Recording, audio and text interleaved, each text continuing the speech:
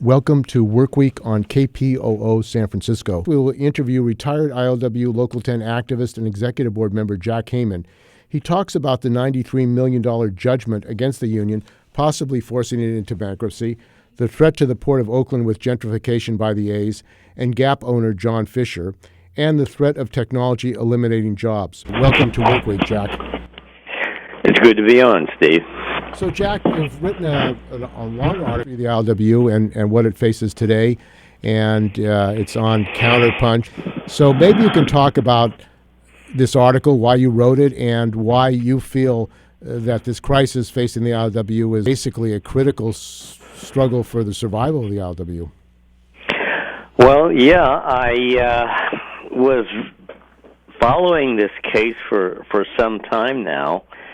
Last year, a federal court in Portland awarded an employer International Container Terminal Services. There was a lawsuit by the International Container Terminal Services Incorporated. It's a Philippine-based company, but they have operations mostly in third world countries, but in this case it was in Portland, and they claimed that a job action by the union trying to win two mechanic jobs was the basis for their being run out of the port of Portland. And so that's the basis of their suit, which is based on Taft-Hartley. And Taft-Hartley, which was promulgated during the McCarthy period, was an attempt to bust the unions, to eliminate hiring halls, and to ban communists and leftists from holding office. And so the ILWU has a long and rich history in fighting Taft-Hartley. Back in the 40s, we opposed it from the very beginning under the Truman administration. It was a bill initially supported by Democrats and Republicans, and when it became an act, it was supported by both parties as well. So it's anti-labor, anti-communist, all the way through, and we've just have a strong history of opposing it. Refused to vote back in 1948 on a national labor relations board, dictated a contract election of the longshoremen on the West Coast. Not one longshoreman voted in that election for the contract. Was quite amazing. That says a lot about the power of the union and its opposition to Taft-Hartley. And then there was a second provision to be voted on under Taft-Hartley, which was to make union officials sign a non-communist affidavit. And can you hear me? Yeah, I can hear you. Yeah. And that second provision also was voted down by well over 90% of the Longshore membership.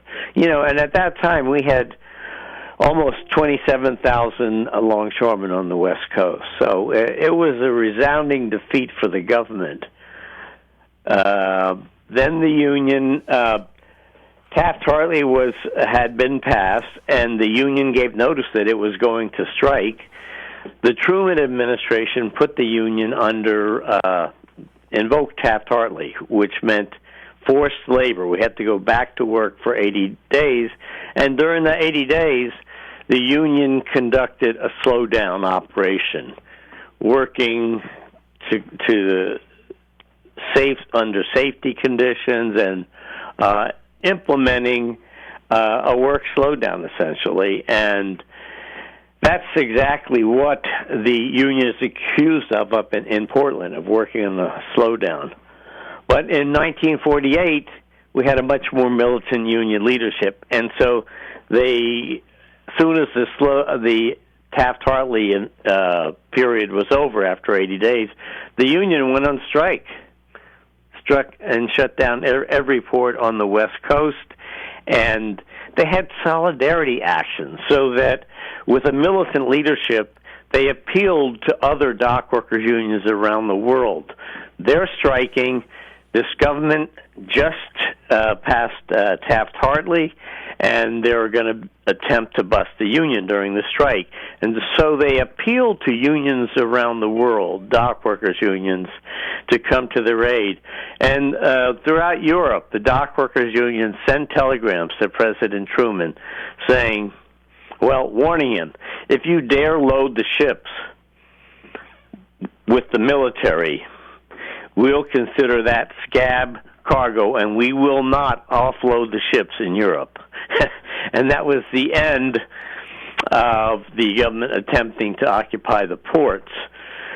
So it was very effective back then. And I have to say, it's not just this lawsuit that the union is facing. The ILWU has a fight right here in the Port of Oakland, where the Fisher, the owner of the A's, wants to build a stadium right in the port, and whereas they already have a stadium in East Oakland, but they don't want that, and they want to take over port territory, and that property is exclusively for industrial purposes. They want to convert it to a very expensive stadium, and with expensive condos all around it.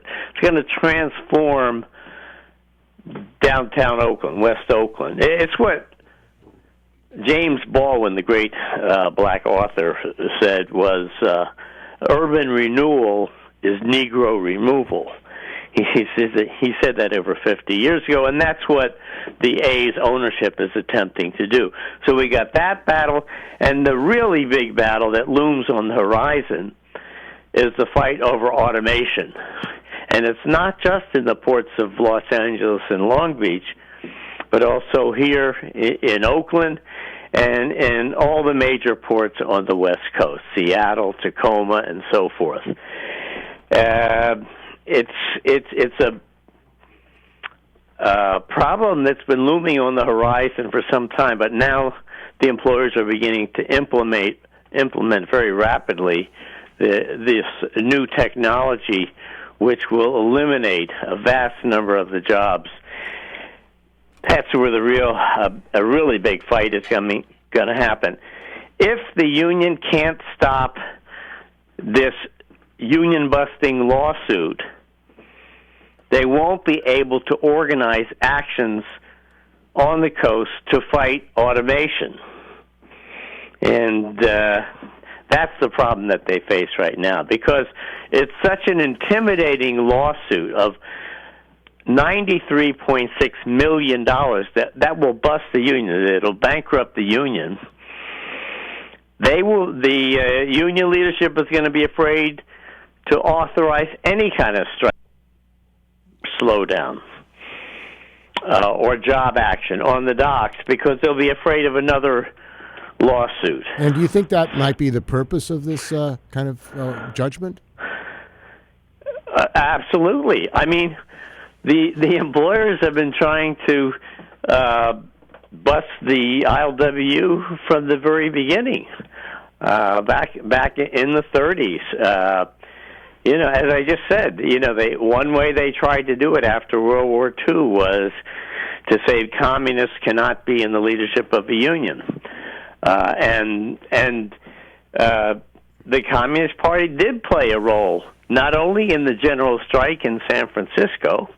In fact, the only woman on the strike committee during the 1934 San Francisco general strike was a woman, Elaine Black, a communist. And she did tremendous work in terms of defense. She was heading up the International Labor Defense for the Longshore Union and for all the strikers who were out on strike. So we've faced attacks from the government from the very beginning, and I think probably the most vicious period was during the McCarthy period, when they attempted to deport Harry Bridges and the other maritime unions, like the National Maritime Union. People were deported, like Ferdinand Smith of the NMU. He was a great orator, one of the great maritime orators. Others were deported, went to jail, but the ILWU was able to maintain its leadership, and in fact, we became a haven for a lot of the other maritime unions and other unions that purged their militant leadership. Well, the very people that built the Congress of Industrial Organizations, the CIO, and some of the AFL unions were purged for allegedly being communists. And, of course, the Trump administration as a vicious, racist, bullying, is attacking working people, whipping up racism, and there's been virtual silence by the trade unions challenging Trump. There have been no mass protests by labor, the unions. I mean, I think it seems it's not unique right now in the labor movement. The union leadership are bearing their heads. They don't want to mobilize working class people and in the millions against this government, yet this government is moving towards a dictatorship. Is this, I think it's connected to what's going on generally within labor as far as the Trump government and the attacks on workers. Yeah, well, actually, the only labor leader I know of that's called for a general strike is Sarah Nelson of the Flight Attendants Union when Trump was attempting to close down the government over a budget fight with the Democrats. But let's be honest here. The Democrats are not the angels and Trump the devil. The Democrats have had their own hand in opposing trade union battles. One of our major struggles just a few years ago was up in the Northwest over a new grain facility called Export Grain in Longview, Washington. Yeah, well, why don't you talk about the history of that struggle, because there was going to be a major mobilization and was called off. Absolutely. Why don't you talk about that? Yeah, and it's because the leadership that we have in the ILWU now is not the kind of militant leadership that we've had in the past. And they're kind of riding a wave on the past reputation of the ILWU. So what happened with this export grain struggle, this was in 2011, 2012. If you recall, around that time, Occupy on Wall Street was just beginning. And they started to move out west. The ILW actually supported them, and the Teamsters and other unions supported their work. But here in the Port of Oakland, or in the city of Oakland, there was Occupy people were camping out in City Hall, and one night the police attacked, tore down the tents, and used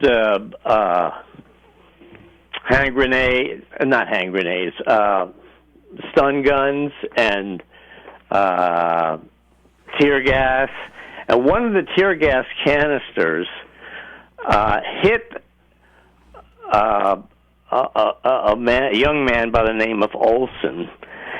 Hit him in the head and almost killed him. It was very bloody. All this was filmed on the mainstream media TV, and it outraged. It incensed so many people that the following day, thousands of people gathered at City Hall and then marched into the port, because that's where the real power is. In a capitalist society, it's the ports, because that's the engine that really drives the economy in the Bay Area, because we're in a global economy.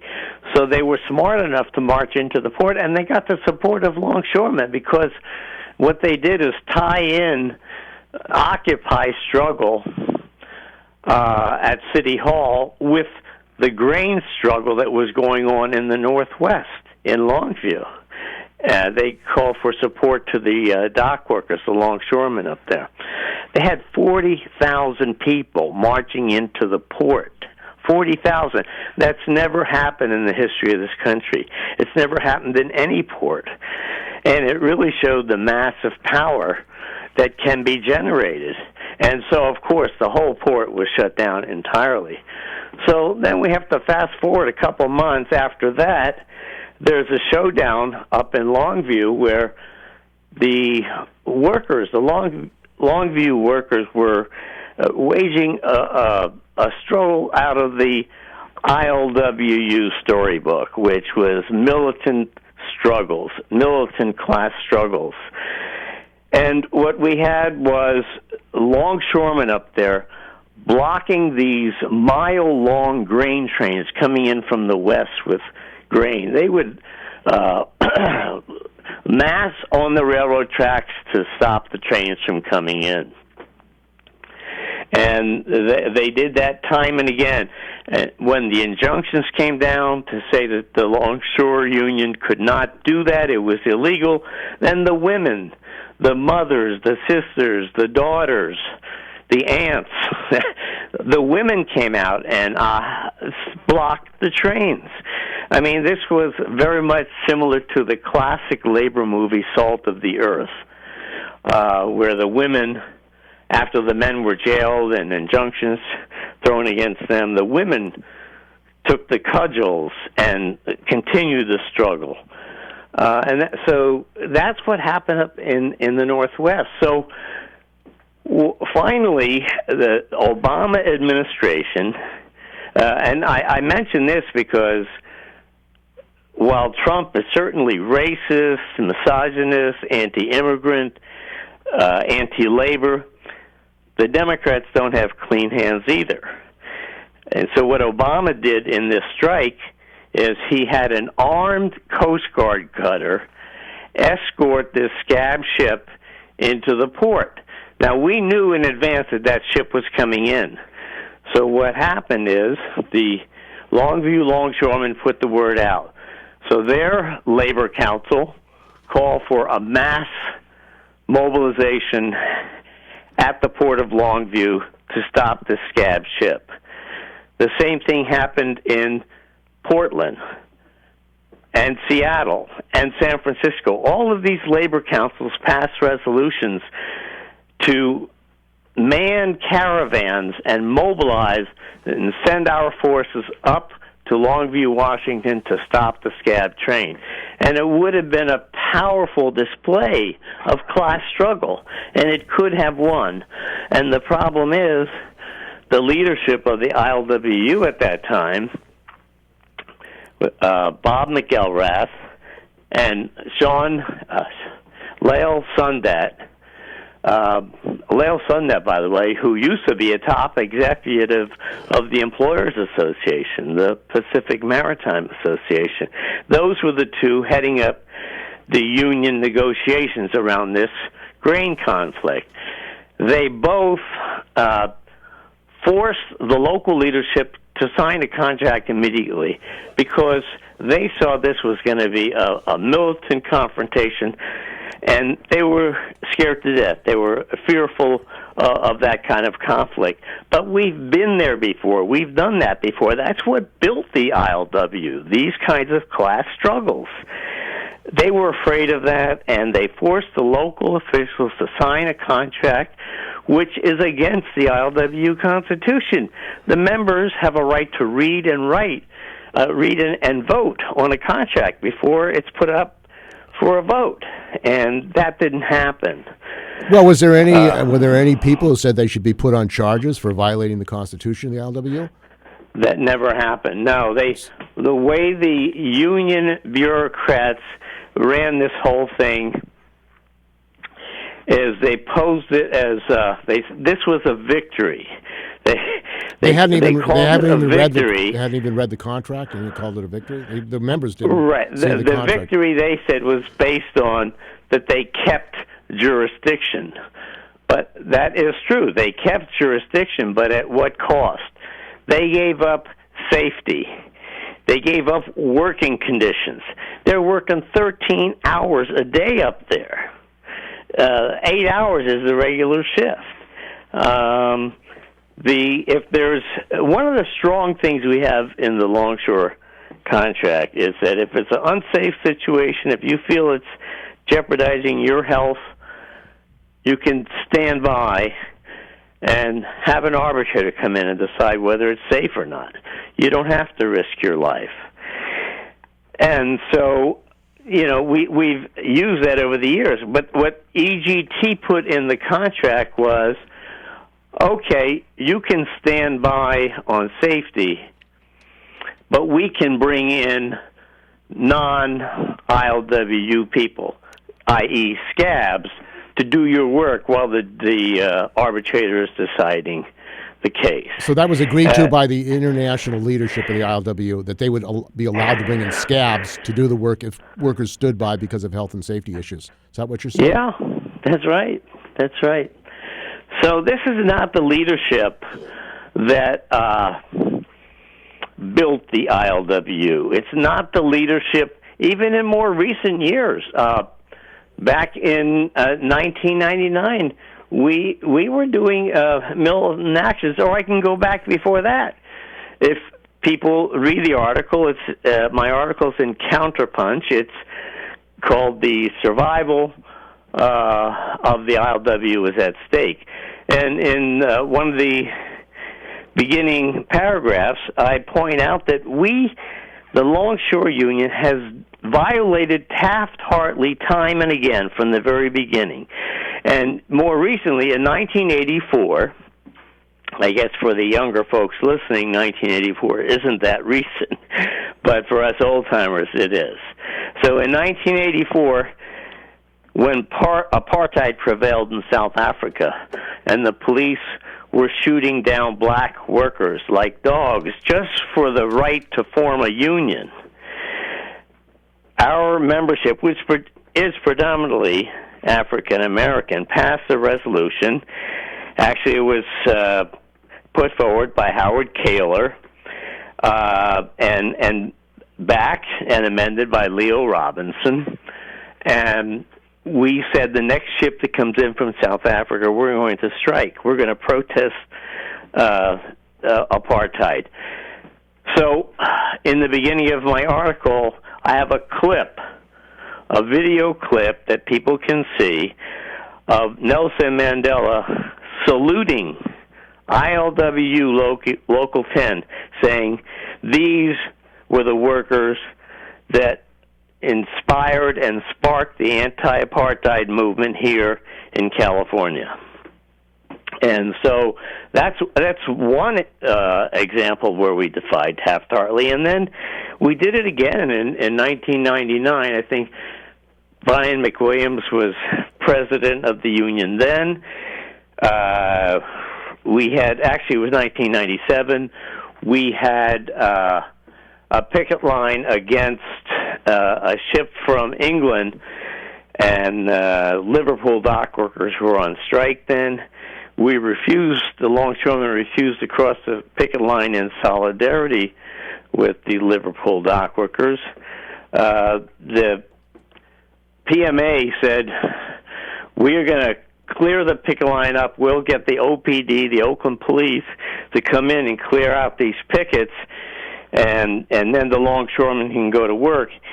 And the business agent at the time said, I'll be damned if I'm going to let police escort my men through a picket line like a bunch of scabs, when every year on Bloody Thursday we shut down every port on the West Coast because police killed 6 strikers during that maritime strike.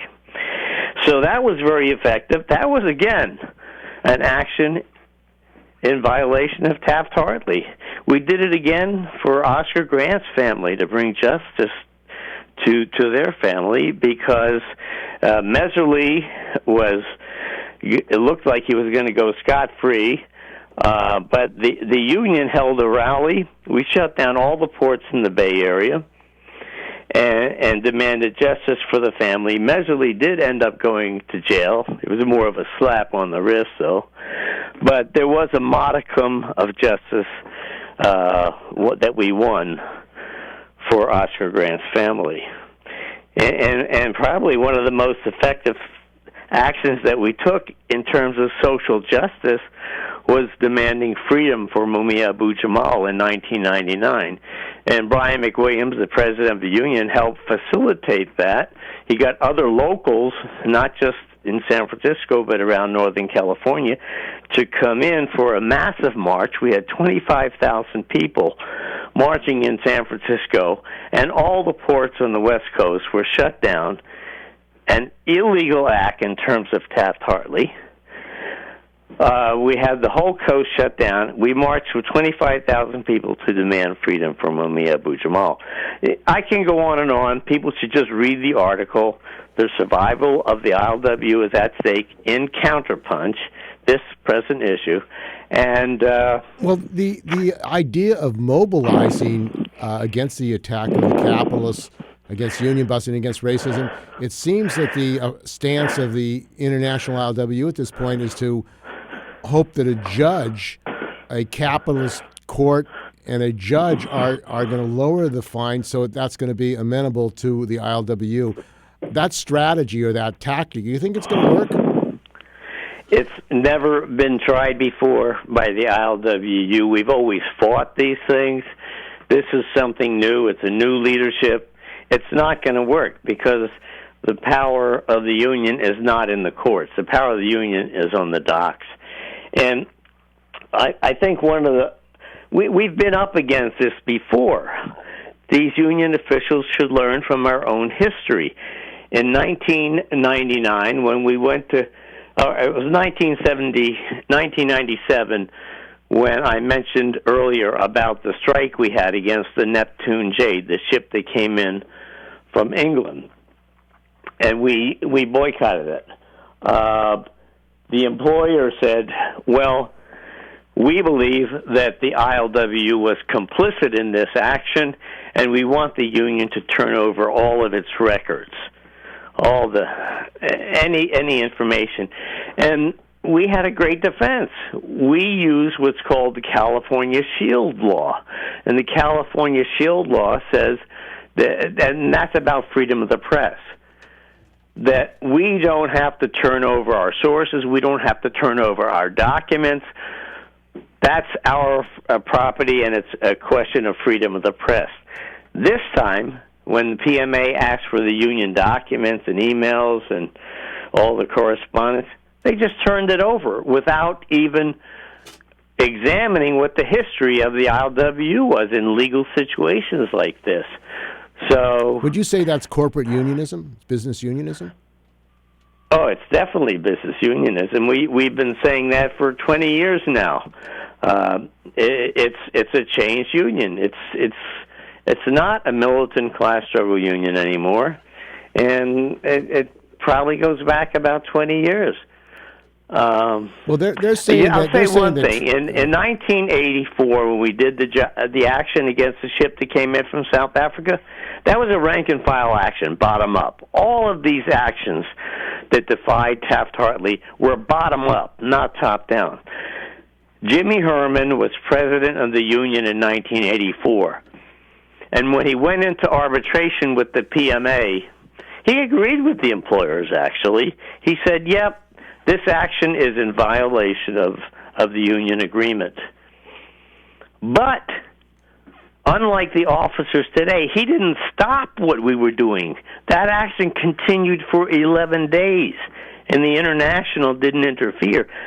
Nowadays, what's been happening in the last 20 years, if there's an action from the bottom up, the union officials will try to either control it totally or undermine it or stop it.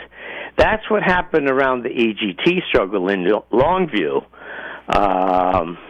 And that's where I trace the beginning of the degeneration, the recent degeneration of the ILWU to that struggle, that grain struggle in the Northwest. Well, the fear that they have, they would argue, well, Trump is in the federal courts and Trump is going to come down on them and they're going to destroy the union. What is the answer to that concern that they have that the government now, this right-wing, openly fascistic type government, would like to completely destroy the ILWU? Well, that's a central point in my article is this, is that we don't wield power in the courtrooms. They've got all the high-priced lawyers. They've got the laws on their side. What we have is that we are at a nexus point of international trade. The global economy goes through all the ports, and that's what we need to be doing, is exercising that kind of power. That's where we won in the past, and that's where we could win now. So, but the union is completely silent on fighting back in the manner that we've done historically, which is job actions on the waterfront. And this is a perfect time. If they turn this around, this defense from a legalistic kind of a defense to a labor defense, we could enlist the support of people like Sarah Nelson, who've already called for a general strike against Trump. We could make this a defining moment in the labor movement to say, the government can't impose a $100 million fine. That was the original fine, a $100 million fine on unions. We're not businesses. We are organizations of working people. And that kind of a fine simply busts a union. It's simple as that. And you can't fight union busting in the courts. The courts are designed to control the organized labor movement. That's what NLRB is all about. That's what the courts are about. So to relegate the struggle simply to the courtroom is a losing tactic, and that's why I wrote the article. We need to be appealing to the labor movement. We need to say one of the important things we did in 2011 was 2010. We shut down all the ports in the Bay Area in solidarity with the Wisconsin workers because Richard Trumka, head of the AFL-CIO, put out a letter saying, we need to show solidarity with the Wisconsin workers. Of course, what he was really saying is send a letter to your congressman or send a solidarity letter to Wisconsin AFL-CIO. Bob McElrath, the president of the ILWU, said the same thing. We need to show solidarity. Well, for Local 10, which has a long history of showing solidarity, that means on-the-job solidarity. That means not solidarity by words, but solidarity by action. And so in 2010, we did shut down the ports in the Bay Area, and we marched on PMA headquarters, and we called for other workers to show solidarity with the Wisconsin workers. The Southeast Wisconsin AFL-CIO actually recognized that action by us, and they sent us a letter. Actually, I'm looking it up right now. It was a brief letter. It said, here it was.